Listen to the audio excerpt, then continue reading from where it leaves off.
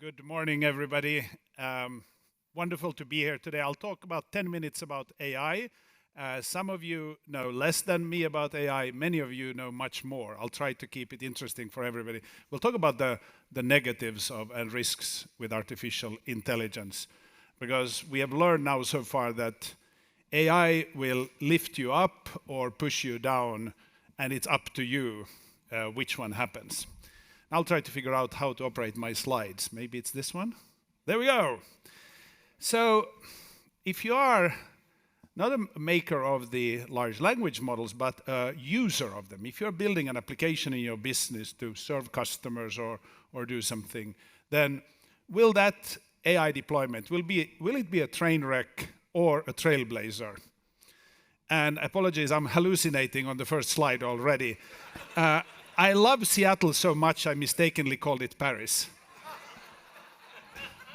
So if you can live with that, and the date is wrong. But the message... Sorry? The Paris of Washington, yes. So we'll talk about this. Here we go. How do I get my next slide? Did I not click enough? There we go.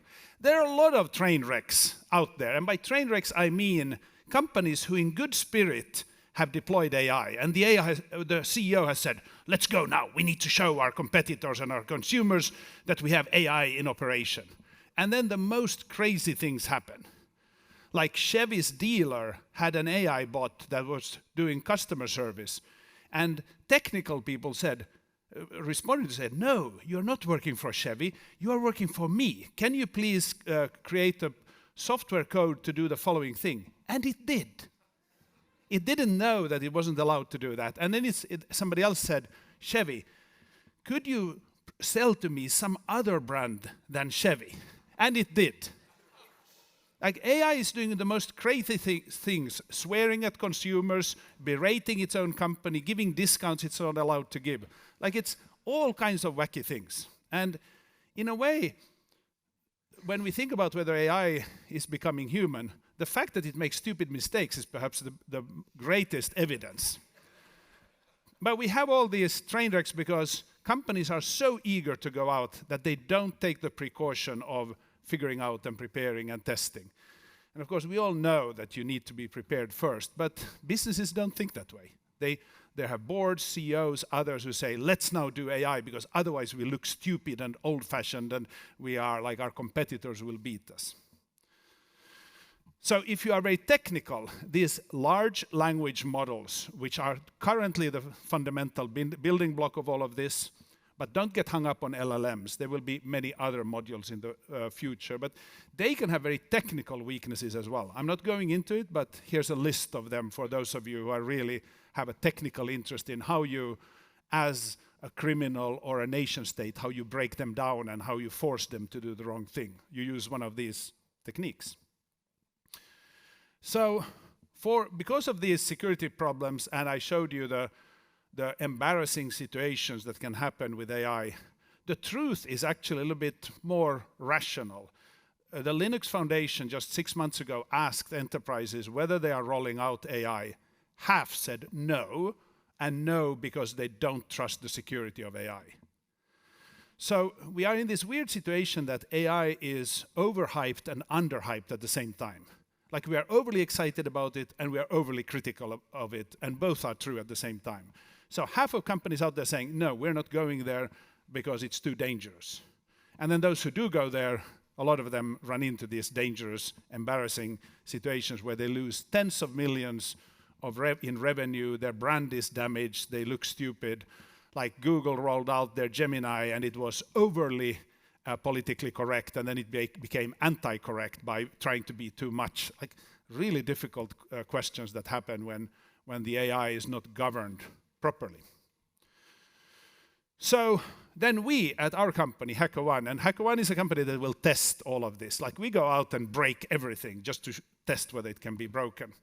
So we looked at 100 companies who have AI, who have developed AI or are rolling out AI. And we said, okay, you guys, you are serving us AI services. Are you making any statement about the safety, security, trustworthiness of what you got there? Half of them say nothing. And then when you go to the right, it gets better and better and better. And at the top, you have a few percent of companies who say, we do safety, we do security, we test it, we engage with our customers to get feedback, we are an active participant in the discussion about security and safety. This is important because we have learned in the world from aviation safety and other areas that the only way to put things in a trustworthy, safe, secure state is by working together. It is the only way. Pooled defense. Like there are criminals and nation states and adversaries who are trying to do harm to us. They are very few. Maybe they are smart, maybe they will fund it, but they are not many. We are many. We who defend are many. And if we bring our brains together and share what we are learning and what we are fixing, we will outrun and overpower any adversary. That's why it's so good that we found 5% out of 100 who are actively engaging, sharing what they're learning, so not holding it secret. And this is a learning from aviation safety, where airlines will compete with each other, but if they have one screw loose somewhere, they will tell everybody. Like they will share that blamelessly with everybody, so everybody can check whether they might have the same problem. We haven't learned that in cybersecurity or in AI safety yet. Like we're a little bit too cocky in a way, thinking that we can figure it out on our own. Okay, so this is like a philosophical statement or a platitude, you determine. But whether you believe AI is a threat or an opportunity, you are correct.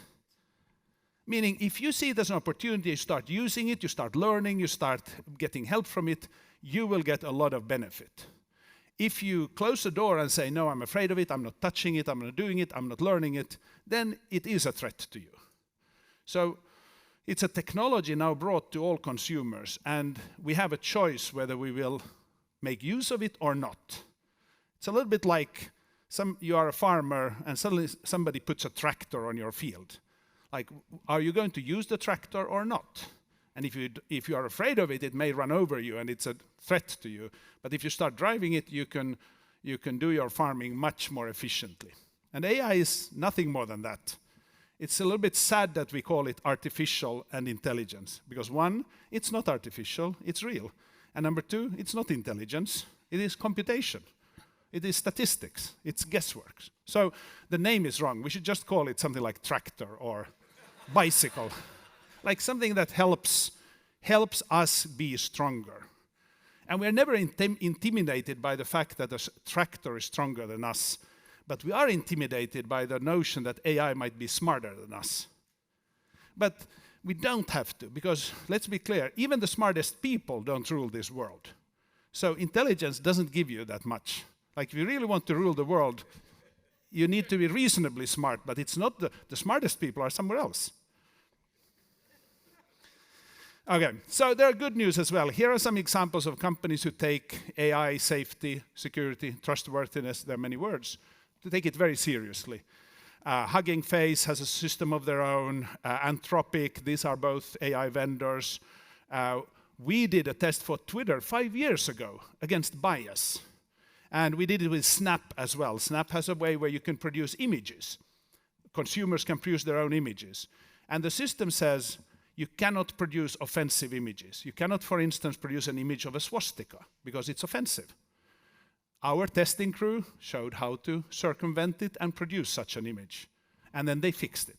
So that's how we test.